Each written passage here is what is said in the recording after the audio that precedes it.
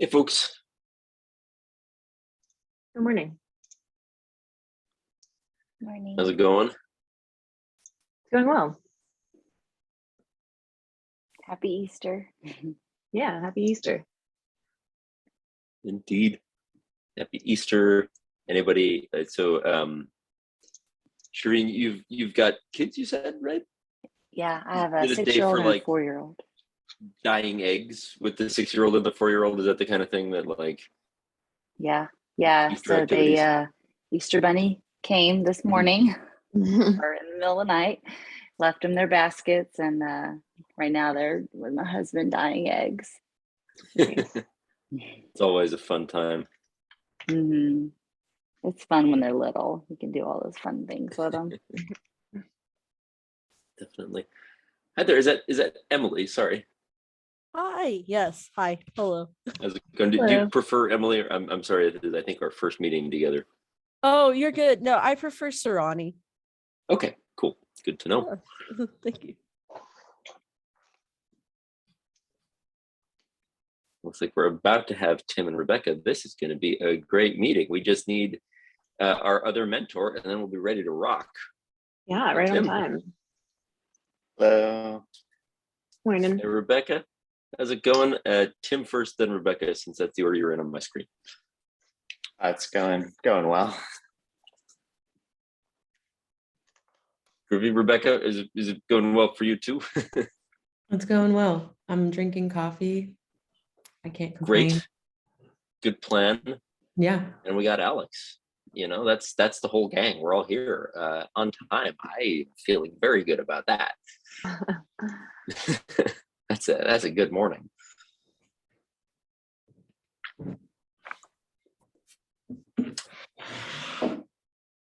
All right. Welcome all to today's fabulous installment of the Collab Lab. We're on week 3 now. The time is flying. I'll tell you that much. I did want to bring something up just for the general awareness of the group. I'm getting married on May 7th, and so that weekend I'm pretty much out.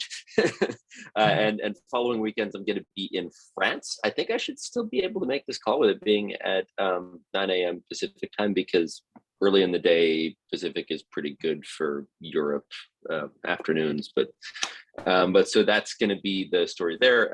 We'll make sure that you're well taken care of, and Alex and Andy are going to have the absolute control of the matter by then. We'll also maybe have some guest mentors, some folks like Andrew or Stacy might come in and take over for me for some of the scheduling and or coordinating duties. But as you all have probably seen, I'm not the most technically inclined toward JavaScript. It's just not a language I understand. I certainly don't know React, so I'm a little bit useless there. But I'm here because of my many skills with other things. You'll find out about those later.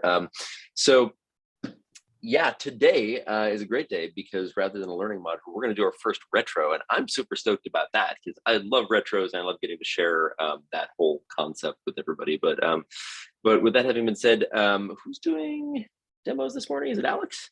It's me. All right. In that case, I'll stop stealing your thunder. Cool. So I think we'll just do we'll just go in order. So ticket number 3, which was Rebecca and Tim, if one of you want to pull up.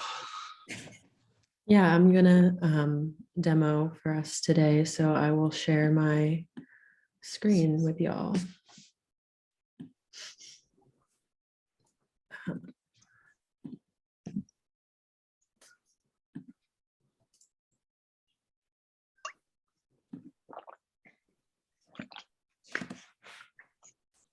Okay, so this is yeah,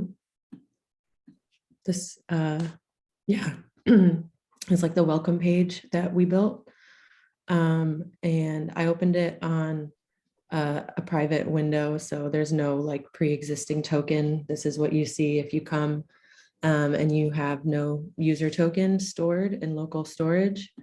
Oh.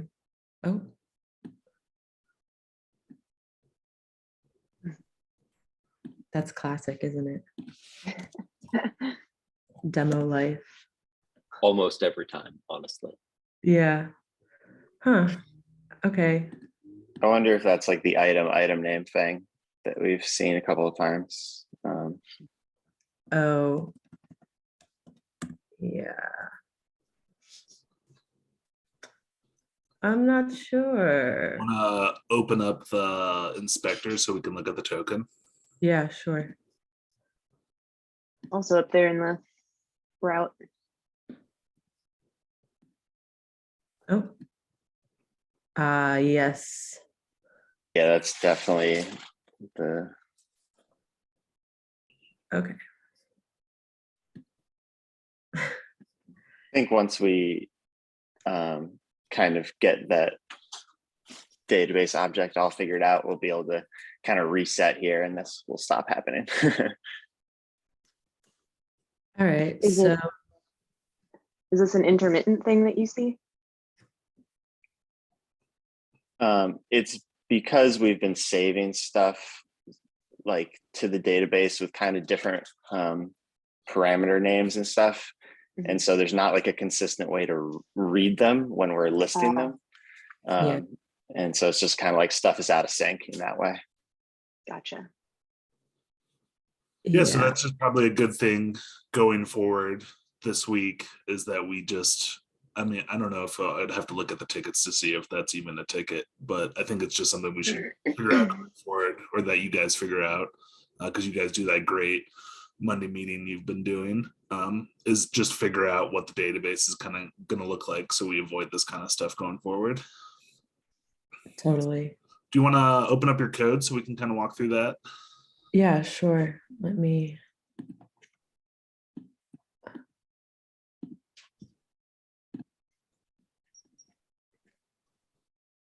So yeah, this is the welcome page that we wrote. So yeah, we're using navigate from React Router DOM to read if there's a token or not, and then redirect to like the user's list based on their token, if it's present in local storage. And then, yeah, we just have this handle click that will set your token that's like being generated if you're a new user to the page.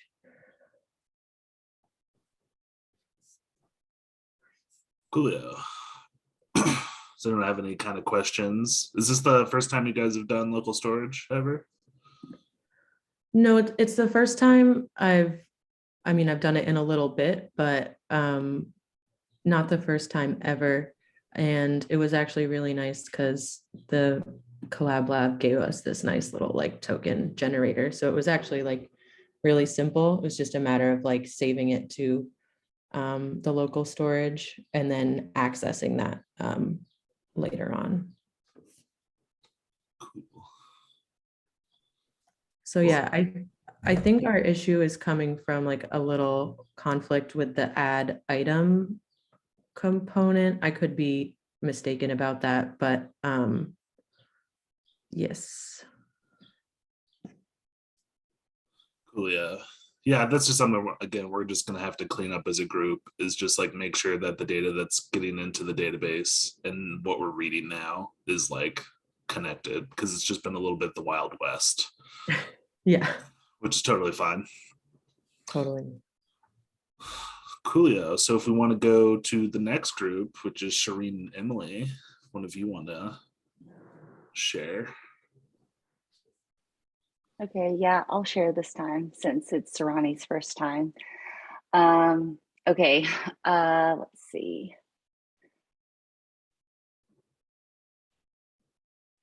Okay, can everybody see my screen? We can. Okay, so we added some features to the add item component, and we had to create an input field for people to be able to put their item name into the input field, and then select whether or not they wanted to repurchase the item soon, which would be in 7 days, kind of soon, 14, not soon, 30. And then when they type it in and click add, obviously it goes to our database, which here's all the items that we've done so far. It's a lot. And here are the new fields that have populated with some of the other things that we've added. So in our add item component, we, in our handle click, when you add the item, we had a field for purchase. So purchase frequency, that was our use state up here. And Tim told us to, he suggested in his code review to go ahead and put, initialize it to 7. And so we did that, and that's where it already is initialized to that one, and then you can change it.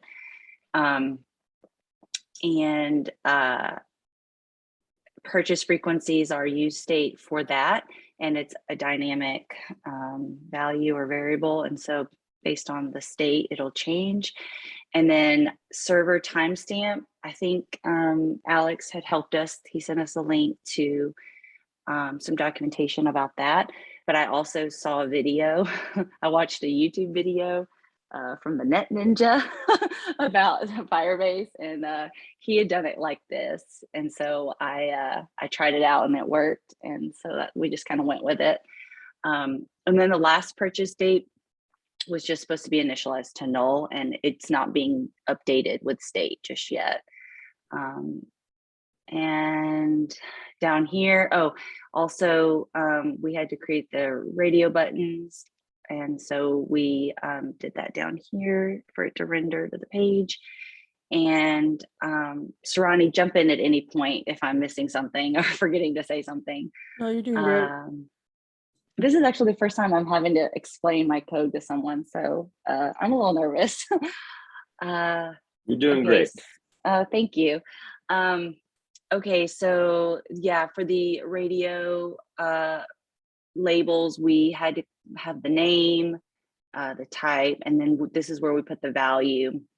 And based on if it's being checked or not, the dynamic variable or value the state would be updated, excuse me. And so we did that for each of them.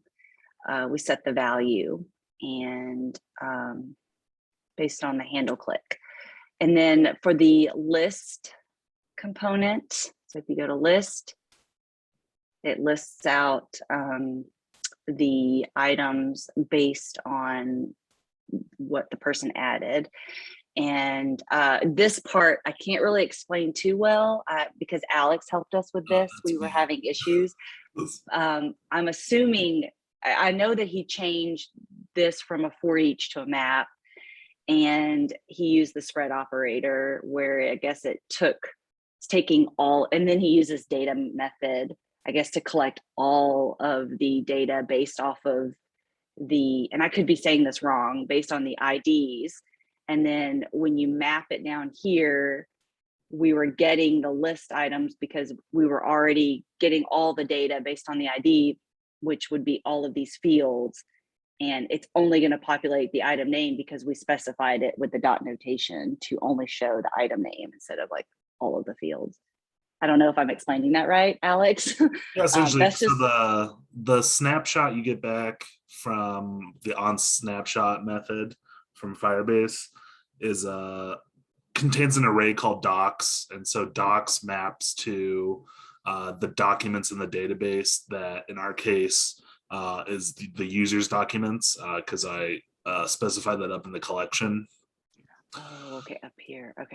Yeah, so on line 10, you can see that collection, and then I pass in the database, and then I specify that I want any documents under users. And then we get this data back called, and in typical Firebase, we call it a snapshot.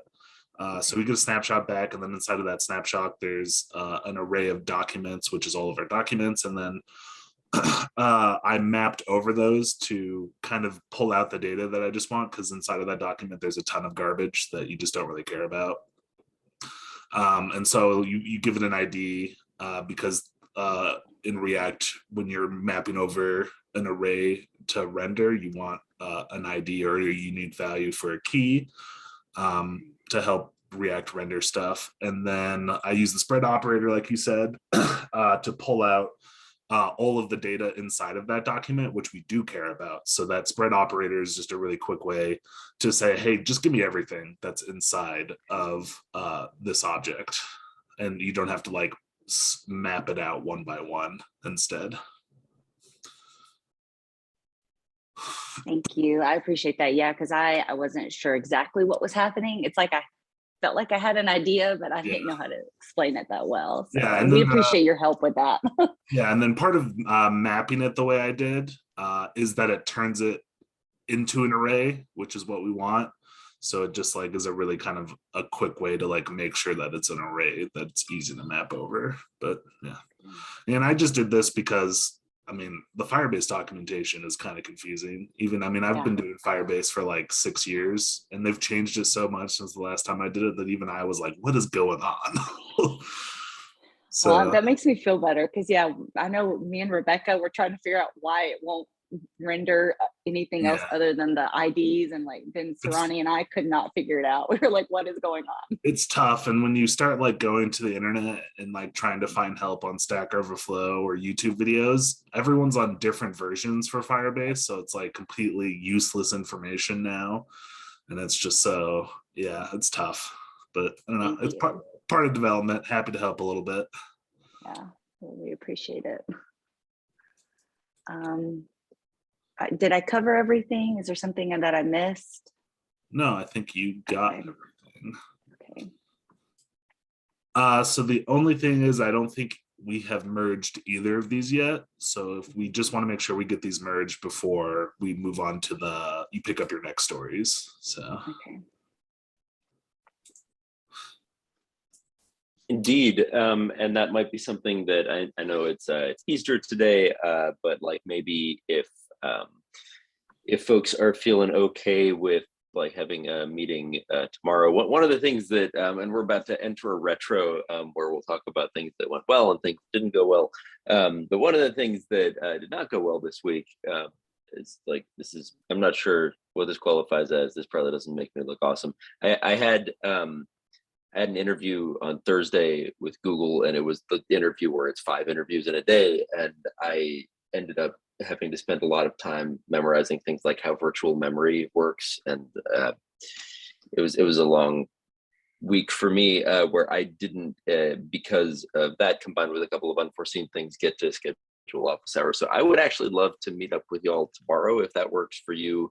We'll go through merging everything. There might be some conflicts. I'll help you resolve them. And then we can kind of move on we can use that same meeting maybe to do some of the coordination work that is generally done in the Monday meeting. And at the same time, I'll be able to respond to any questions y'all may have. So anyway, sorry again about that. We'll certainly go over that as part of the what didn't go well in the retro. But speaking of which, I believe that's next up at this point. And so I'm going to post a link in the Zoom chat. Or you can find it in the GitHub repo under projects. And I'm going to share my screen. I have to share my screen with anything. Okay, there it is. Okay. Right. So y'all should see something that looks like this. And effectively, the way we're going to do this is I would love everyone to, I'm going to sort of demo the process of doing this. You'll see a little plus sign on each of these columns. That's how you add an item. And I'd like everyone to, ideally add a note to, at least one note to each of these first 3 columns. And when we get done, the action items column is one that we'll fill out with items that we agree are things we need to do just moving forward for next week. So you can give kudos in this first column to anyone else you'd like to celebrate their contributions. It's a great place to show recognition. Second column is going to be anything that could have gone better. So we don't really do sort of, I wouldn't call this a postmortem. Postmortem is a term in my particular chunk of it, the industry, that refers to like when there's a major production outage and you need to account for what happened. But we do blameless retros. And so, you know, if someone screwed up and we're doing a retro about it, this isn't going to be our last retro. So, you know, just bear this in mind going forward. This is not a place to say like, well, you know, Bob screwed up or like Alice totally dropped the ball on that. These are not things we need to do here. This is more about, I think it's a good time to have some reflection, be a little bit thoughtful, think about maybe the root cause for why something might have gone badly wrong. Or wrong at all, and or maybe something that just kind of is suboptimal, like maybe there weren't enough touch points with mentors, maybe people were feeling more stuck than they were able to kind of get out of. You know, this is a good place to just indicate how you're feeling about this, if there's anything that can be done to go better next time. And what went well is pretty obvious. It is distinct from kudos because it's a good place to reaffirm not just like when someone did something good or something that helped you, but this is a great time to maybe talk a little bit about the things about the team that are working well that we want to keep doing. So what went well might be better titled, what do we want to keep doing next week? What kinds of things do we want to make sure we intentionally are continuing to proceed with? For example, Monday coordinating meeting. It's a great idea. I've never seen a group do that before, but I think having a regular touch point for that is terrific.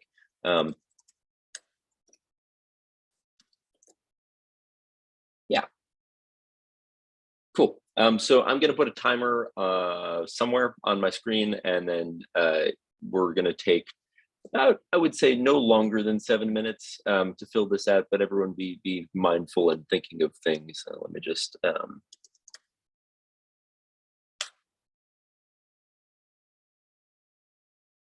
Does everyone know how to get to that page that he's on? I did throw a link in the Zoom, but you can also go to the retro, or sorry, you can go to the repo here, TCL 42 Smart Shopping List, and there's a tab for projects. And this project is under this weird second projects, and then it's retro 1. Hopefully that helps a little bit.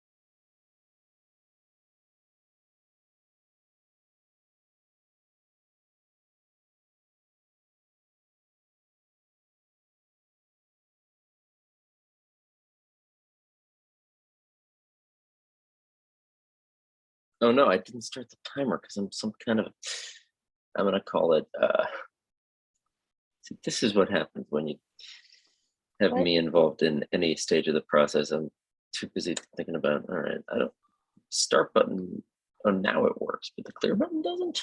What is happening? What would the action items be again? I'm sorry.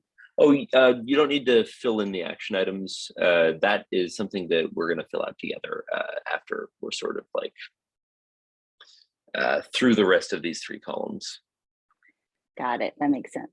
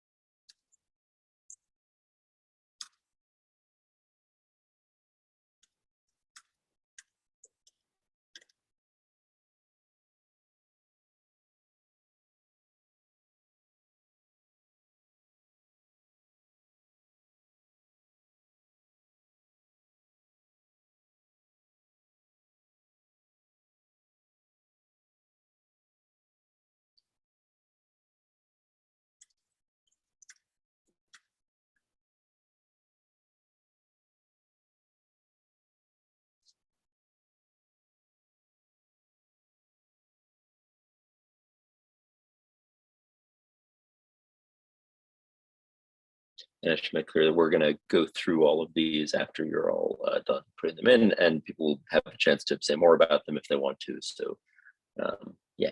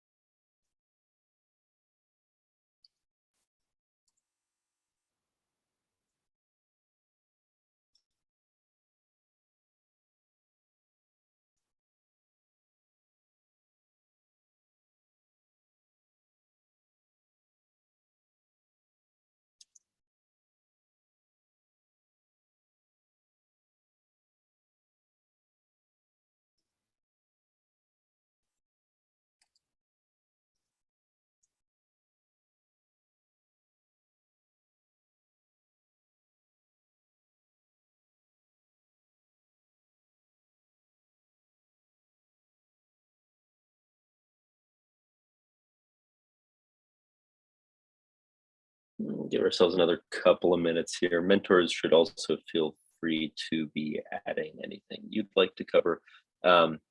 Indeed.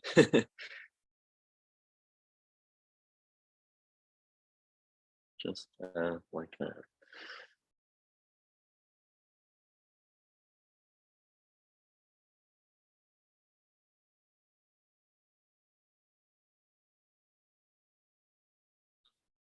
There's a premium membership for onlinestopwatch.com. Okay.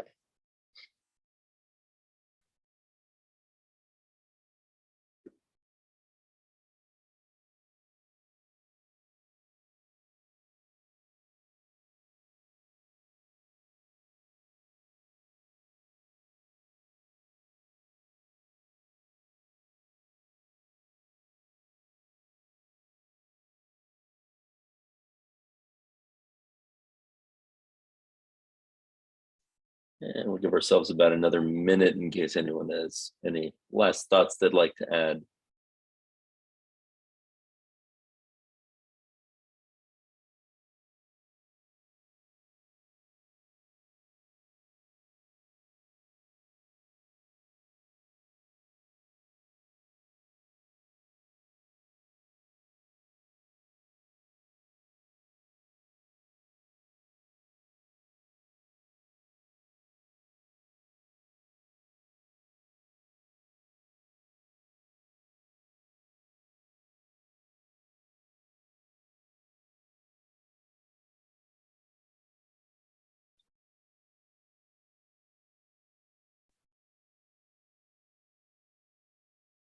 Is like either kind of meditative and really high intensity thinking, or it's like you're back in school a little bit and they've got the time around the board and you're taking a test. Man.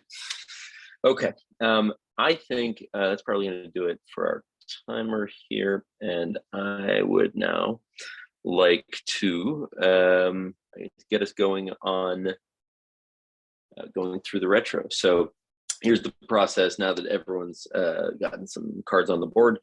What we're going to do basically is I'm going to sort of walk through and I'm going to call on people and ask if they'd like to say anything more to kind of flesh out what they're saying. It can be a really nice thing with the kudos in particular to be able to just, flesh something out in person. And especially if you can just say, if your card says thanks for something, it can be nice to say a little more about that. What could have gone better is a column where we're going to go through each of these and have some more I guess kind of more of a discussion in the group on what we can do. And this is usually the column where, if we are needing to do something different next week, we'll generally kind of create action items out of kind of synthesizing the feedback that comes out of this column. And then third one, what do we want to keep doing or what's working well? That column, it will also do the same thing. It's just usually less is required in terms of action items. It's more like keep doing what we're doing, but sometimes that requires intentional effort. And so if that's the case, if it's the kind of thing that's going to take work to keep making happen, we would want to make an AI for that as well. So let's start with the kudos column, and I'll start with myself at the top. Nice work on some excellent presentations and demos from both teams today. Thank you all very much for speaking up. I think everyone is doing great at presenting. It's not easy to present your code, especially if it's not something you're used to doing. So just wanted to say great work to everyone involved. I've actually, all of the presentations I've seen so far from all of the groups that we've thrown together with our random number generator have been terrific. So I'm very impressed. It's a good cohort. Y'all are very organized and you're very good at presenting. This is a great way to start off. Next up is going to be so Tim. You had one here that says Rebecca was a great pair programming teammate and was flexible and communicative. Is there anything you'd like to add to that sentiment, or is it enough that I have read that out loud?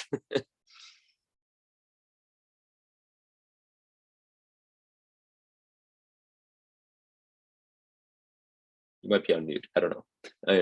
Or maybe I'm on mute. I don't know.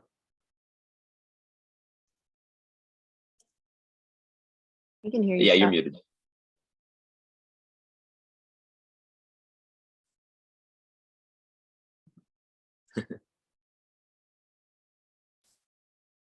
Welcome to remote work. Sorry, I No worries. could not figure out how to unmute myself, and then realized that I was in my own browser looking at the thing and not on the Zoom window. I was like, "Where's the mute button?" But Rebecca was great to work with and communicative, because like in the remote workflow, it's like, I don't know, it's just nice to be able to figure out how to easily communicate and figure out like time zones and stuff that work for everybody. And it was easy this week, I think. So that's nice. Fantastic. I had another one here. Sorry, I will always flood the kudos column because I'm always just going to be so impressed by everyone who's part of this. But Alex and Eddie, thank you both for great code reviews and for helping people out in Slack, and for engaging, especially this week when I've been a little bit less able to. But also, just you're the two people here who know the most about JS and React and all of the frameworks involved. So your work has been noticed and appreciated, certainly by me. Thank you both for that. We had another one from Sarani, and that is thanks to Shireen for help in the last week. Anything you'd like to add to that, Sarani? Yeah, 100%. I just want to say like thank you. Like first weekend, it was so much fun to code with you and work with you, and honestly, it just felt more fun than anything. And problem solve, bounce ideas back and forth, and thank you so much for everything. It was great. I loved it. I love this team. Awesome. Okay. So Rebecca said thanks to Tim for helping out with Git. Any specifics you'd like to share with the group? Yeah, I think just as like a self-taught dev, I am very hesitant around like Git because I haven't used it very much. I haven't like done a lot of like branching off to build features and stuff. So I get very nervous when I'm going to like, especially like with the merge. And just before this meeting, Tim was kind of helping me through the merge. I was trying to do it in the command line to like get some practice with that instead of just clicking the button on GitHub. But then I confused myself trying to do it in the command line, and Tim talked me down. We got it done. So I appreciate that. Glad to hear that. And that's what we love to see is you folks helping each other. And then we had another item. It's a sentiment that I share. It's from Shireen, who says, Sarani joining the team, and that is an item to celebrate for sure. Sarani, I know you're coming a little bit, like a couple of weeks on the back foot, but you're doing great so far. Really appreciate you being here. Thank you so much for showing up and for being part of this. We're all really happy to have you here. So thank you very much. And Shireen, if you wanted to add anything to that, you're very welcome to it this time as well. It was your card. Yeah, well, no, I appreciate you saying that too. And everything Sarani said about working with me, I feel the exact same way about her. She came in and just like got right to it. Like there was no issue, and we were bouncing ideas, and we meshed well. We clicked. Things were flowing, and she was real easy to coordinate time to pair program with, and yeah, she's just a joy to work with this week. So. I'm so glad to hear that. I love when the team gets along. It's fantastic. And then one last one for me. Sorry, I'm talking a lot, but like I said, I can't ease off the kudos. That if I do, I will die. Just great work from Alex helping out with that Firebase data structure thing. We're really appreciative of your subject matter expertise and domain knowledge on Firebase Firestore. That's awesome. Thank you very much for doing that, because I doubt that I could have reckoned that out with similar ease and poise. Certainly, I couldn't have written that JS. So. All right, so we're now moving to the what could have gone better column. This is the column where the action happens, generally speaking, because we want this experience to be a good one. We want all of you to be having the best possible time. So we're, as mentors, receptive to feedback, and we should all ideally, as developers, be receptive to feedback. I think, structured opportunities to provide it aren't guaranteed at every place where you work. But I think generally speaking, if you've got a project manager of any kind, retros include a component like this. And I think it's a really important one. So with that in mind, we have an item here from Tim who's indicated that a little more communication on Slack would be better. Is there anything you'd like to add to that? Yeah, I think Rebecca's note, that's actually 2 notes down, kind of does a better job of capturing what I was trying to say, which is just, that, I don't know, there wasn't necessarily like a lot of open visibility into the process, like everybody's process towards like getting our PRs merged and stuff over the last few days. And so that's kind of all I meant by that. Gotcha. And this is an excellent point. And Rebecca, did you want to touch on that, since we're talking about kind of both of these and they encapsulate the same thing? Sure. Yeah. I was just thinking, like, I know the orientation, like README in our project does talk a little bit about like the workflow for the week, and aiming to have like PRs up by like, I think it's Wednesday or Thursday, and then getting those code reviews done so we can be merged by Sunday, which all sounds like very good, but I just know that we're all like in different time zones and working at different times. And it would be helpful for me at least to just have a little bit more structure in there. If we could come up with something like that works for everybody as a team, but just a little bit more like hard lines as to when we want things done. Cause I feel like going into like the weekend, going into like Saturday, and then like having the meeting on Sunday, I would kind of like to be just like ahead of that stuff and not leave it for like, oh, like it's Sunday morning and we got to like get this merged, or, oh, it's Saturday and like I didn't do my code review or something. Yeah, so that's just my thought on that. And it does touch with like that transparency and like communication on Slack, just so that like the pairs know where the other pair is at. It's like, hey, did you see my notes? Are you working on a refactor? When are we merging? Just so we're all on the same page.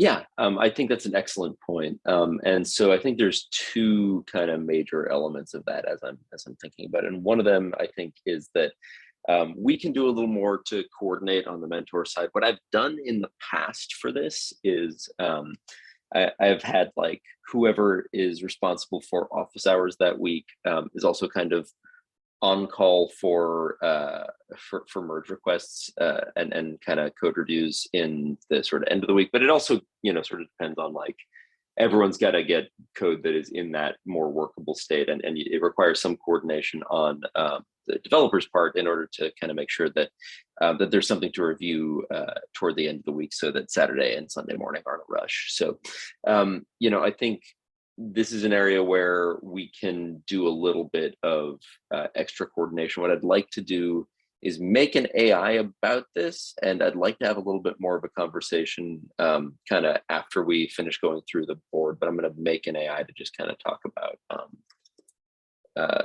discuss, and it'll be like, I'm sorry, MR, PR coordination. I work in GitLab for my day job, so but I'm calling them MRs and merge requests, but they're pull requests in GitHub, of course. So it would be discuss PR approval schedule / coordination, and on call review.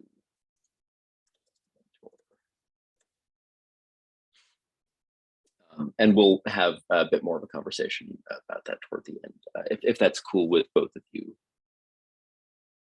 Okay, cool. Right, so I'm just gonna move this card down because those two are kind of logically grouped together. So, so Ronnie, you mentioned Firebase crashed while trying to finish up on that issue. I was actually like, I caught a little bit of this. Does anyone, do you want to maybe give us a summary of kind of like what was going on there? I was a little bit confused. Oh, yeah. Honestly, from what I understand, and please, Alex, everybody like chime in on this. But midway through while we were like trying to finish out an issue and like check to see like, oh, is everything coming up in a database like it's supposed to be? Firebase just kind of stopped working. And I think we like exceeded like what was like minute like how much we could do like a day somehow. I don't know. It was like a really weird thing. And I know like stuff like this just happens, but it just wasn't super great that it did happen. So I just wanted to make a note that, you know. Yeah, so what ended up happening is we exceeded our read quota for the day, which is like 65,000 reads, which clearly Ooh. means that something code-wise went horrifically wrong. So that's just something to look out for, because we're on a free plan for Firebase, so we're pretty limited. And actually, in this case, because of the free plan, it probably saved us, because if we were paying, then like it could have been way worse. But that's just something to keep kind of your minds open about, is infinite loops can actually be pretty damaging if you don't catch them really quickly. So it's just like pretty good practice, like if you are kind of heading into that territory, to keep your console open and, you know, have debuggers in it, whether you do console logs or actual debugs, and just like try and catch those infinite loops. And if you see it start running array, just like kill your browser as quickly as you can, so it just stops, and then you can just kind of adjust your code, because that's probably what happened, is just an infinite loop got fired off and it just like ran a little too long and just kind of smoked our database. But it happens, everyone's done it. For sure.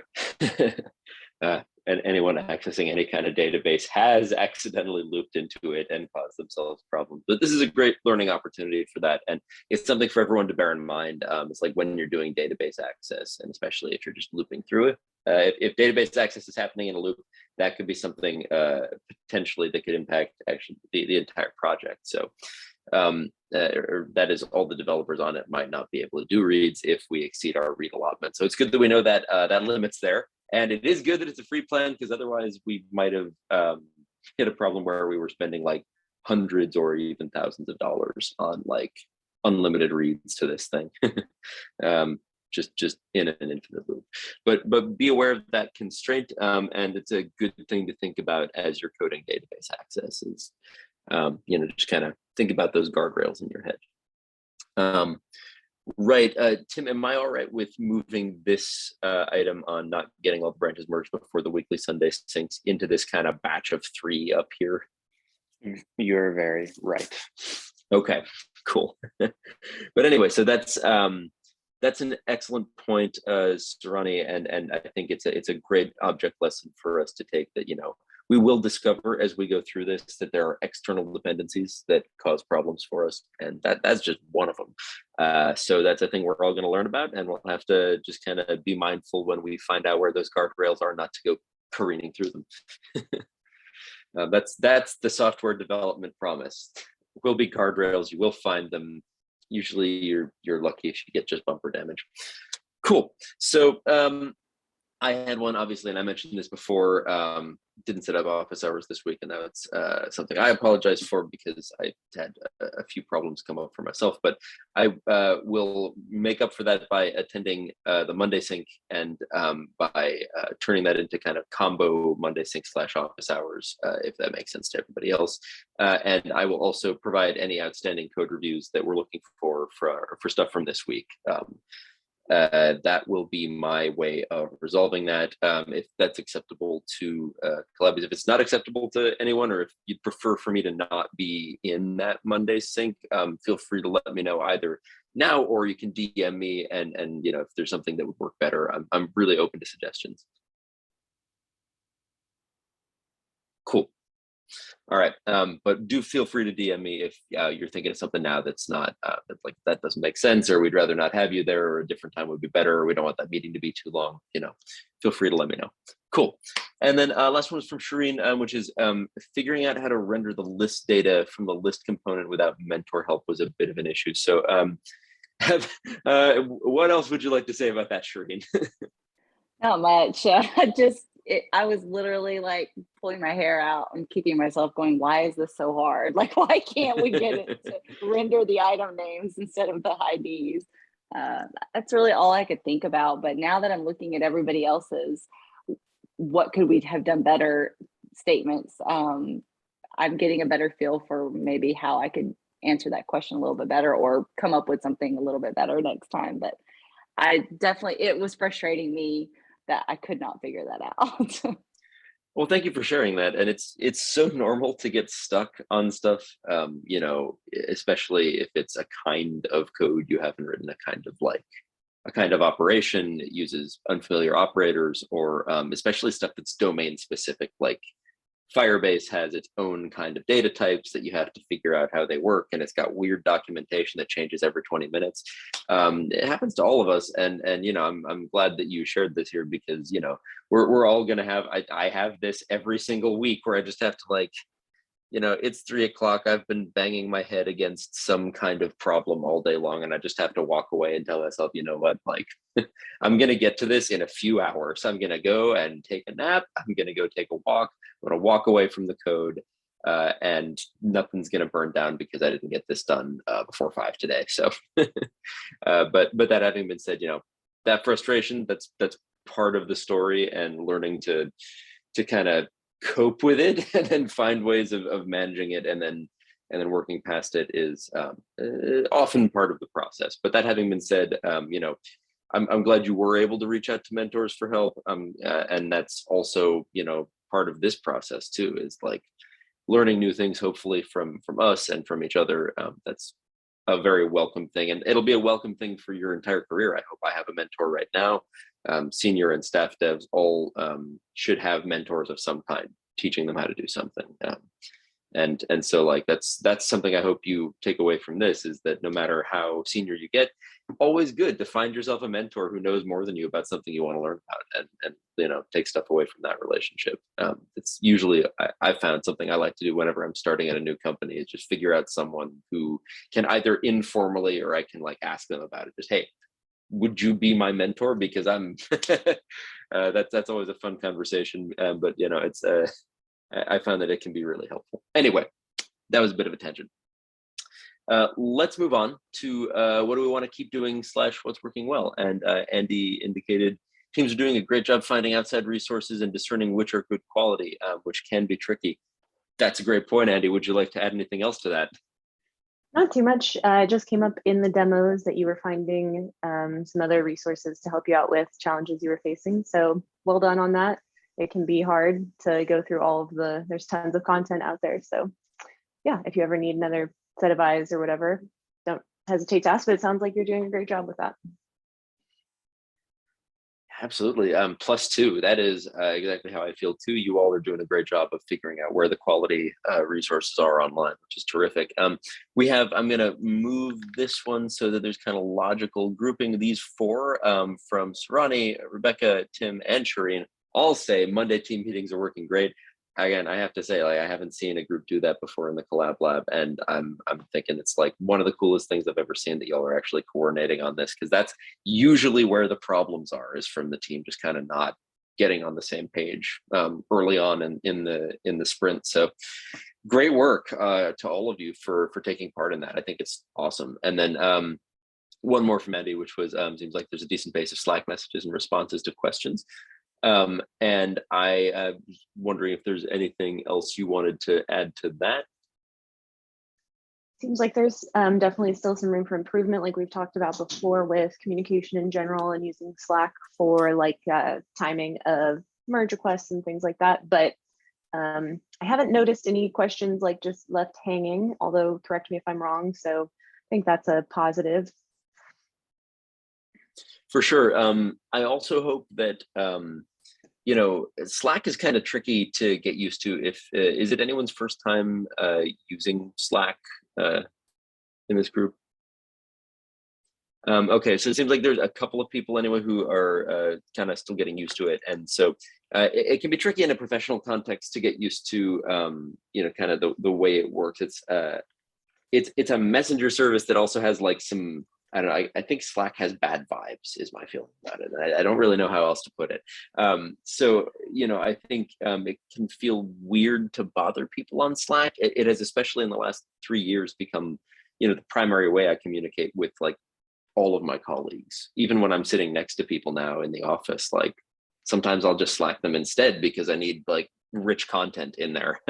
So, you know, I think with that, and kind of alluded to in Tim's comment on what could have gone better, is like more communication on Slack in order to get like everything together. Like, I hope that you will all be like using the ats a little bit. You know, feel free to at all of the mentors if you need something looked at. Feel free to at all of the developers too, and like, sorry, that's at TCL 42 mentors, at TCL 42 developers. Don't at like everyone, but do feel free to, you know, and also, you know, tag specific people if you think specific people are going to be useful, and make use of the general channel. That'll kind of guarantee that you get the best of both worlds. You're exposing your stuff to everybody, and you're also maybe able to kind of point out specific people, and that's probably what I would do, especially for those of us who have more than one Slack workspace. Especially during the day, it can be a bit of a maelstrom just kind of getting to all the messages. So that having been said, the squeaky wheel gets the grease on Slack, and so if there's a bunch of stuff going on, I'm a lot more likely to be like, I wonder what's going on that thing that keeps pinging me. So if you're not getting a response, you know, do feel free to be louder. That is not rude, and I think it's super useful in the context of Slack. And correct me if I'm wrong, other mentors, but that's how I prefer to be handled in Slack, is just like, you know, at me a couple of times, and I'll be more likely to drop whatever I'm doing and assume it's urgent. Cool. So we have a couple of action items, and so one of those is make up office hours. So developers, if you don't mind including me in your planning on that, or sending me a calendar invite, I will be happy to turn up to that whenever it is. Mondays are pretty free for me.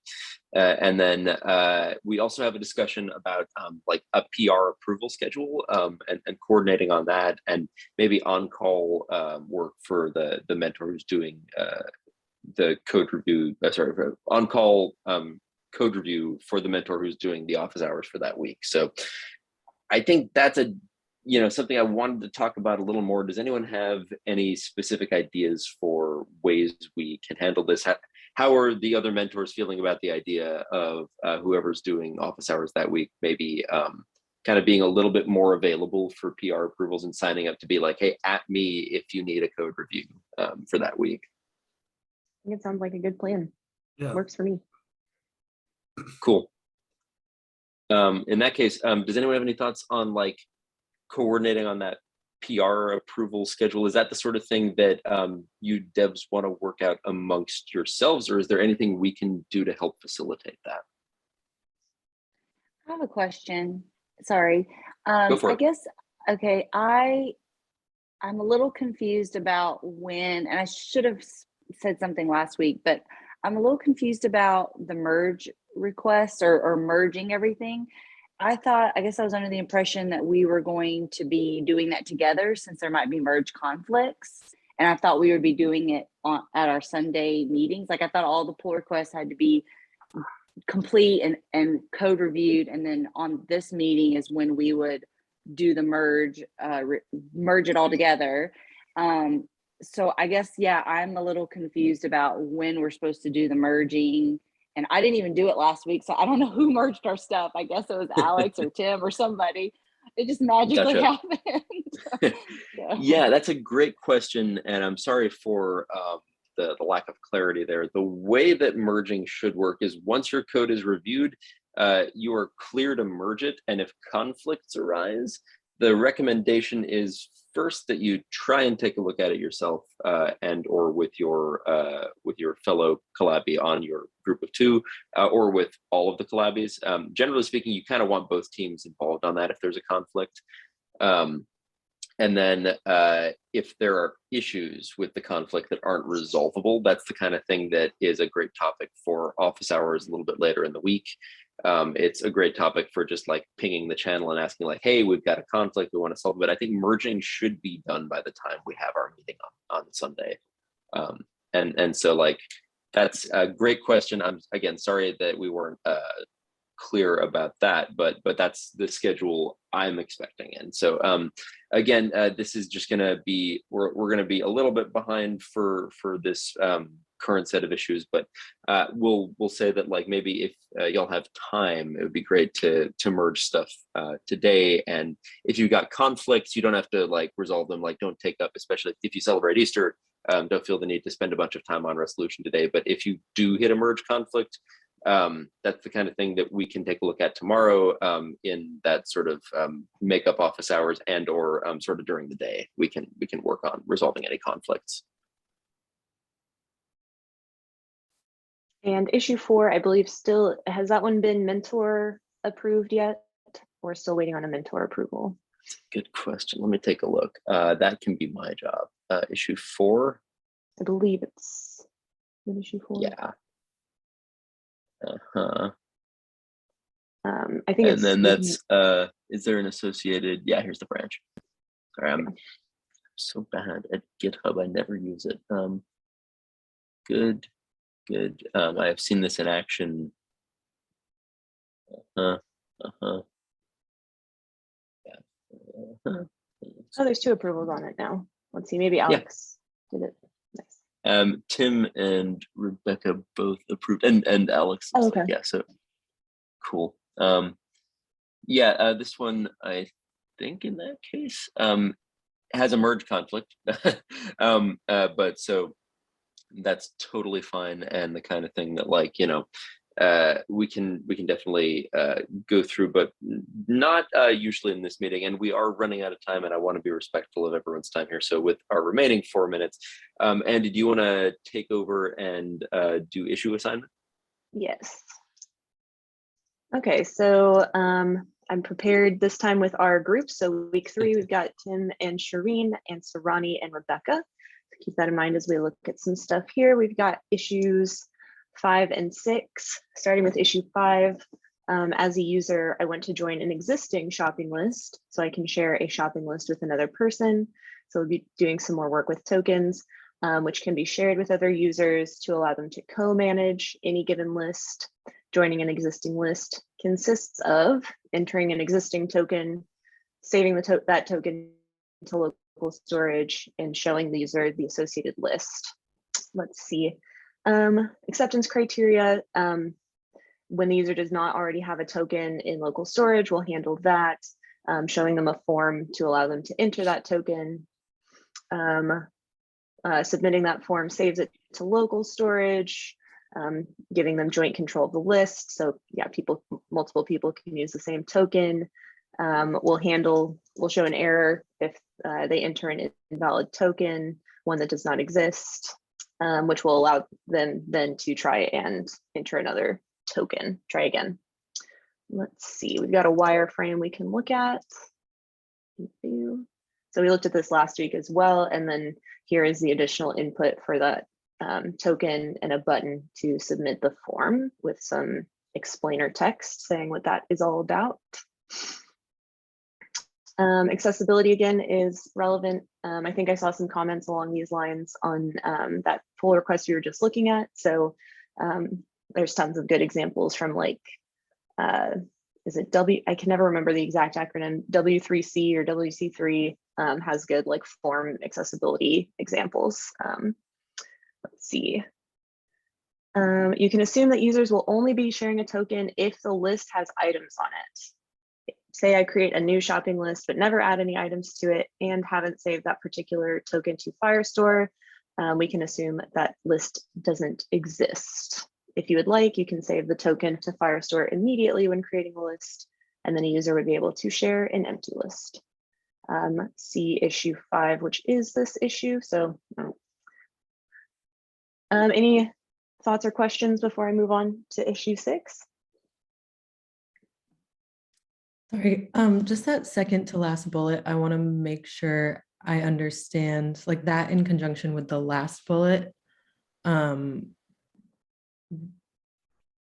Yeah, sorry, if you could just expand on that a little bit, I just want to make sure I understand.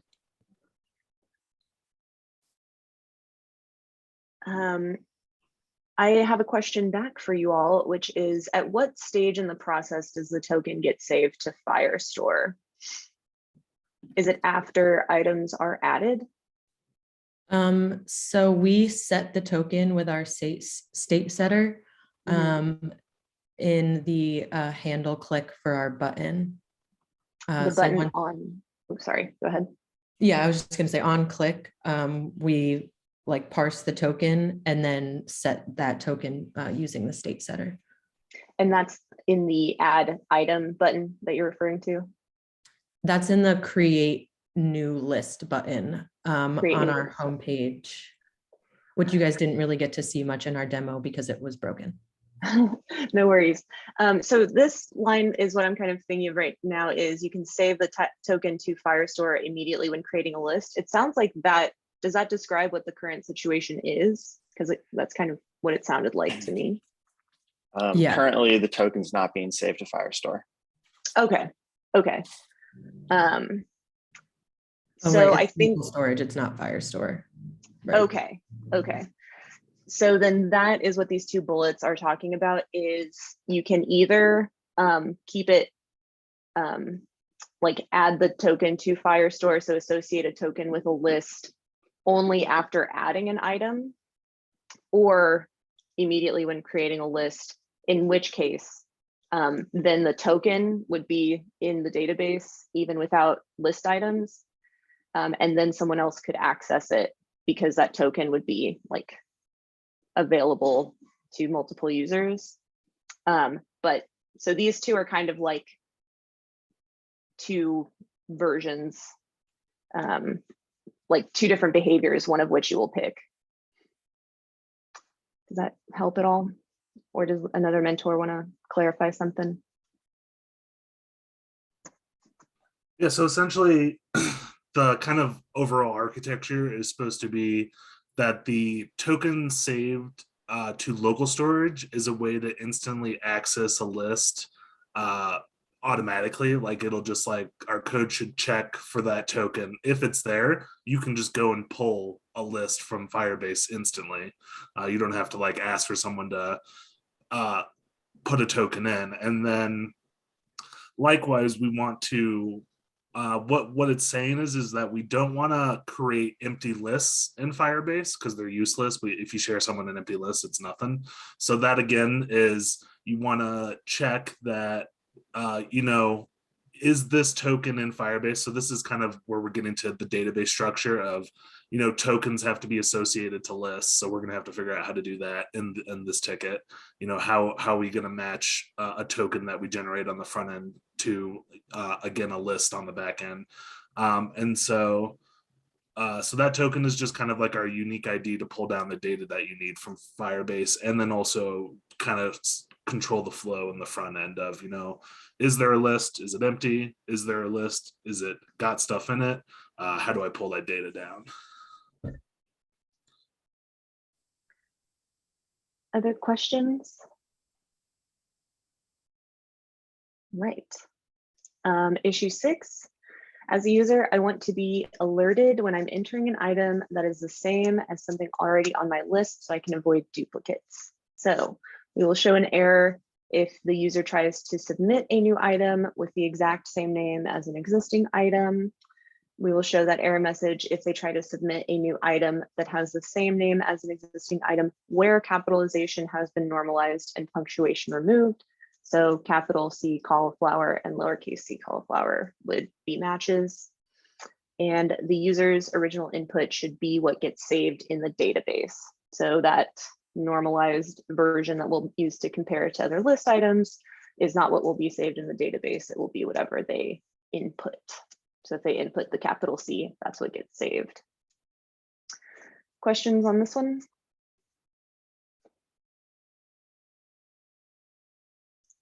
Okay. And I should have stayed on that screen. Let's see. And okay, does anyone have an issue that is particularly intriguing to them that they'd like to claim dibs on?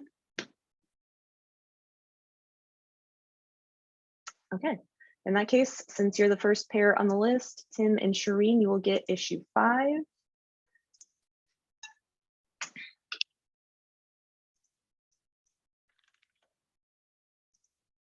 And that leaves Ronnie and Rebecca for issue 6. Awesome.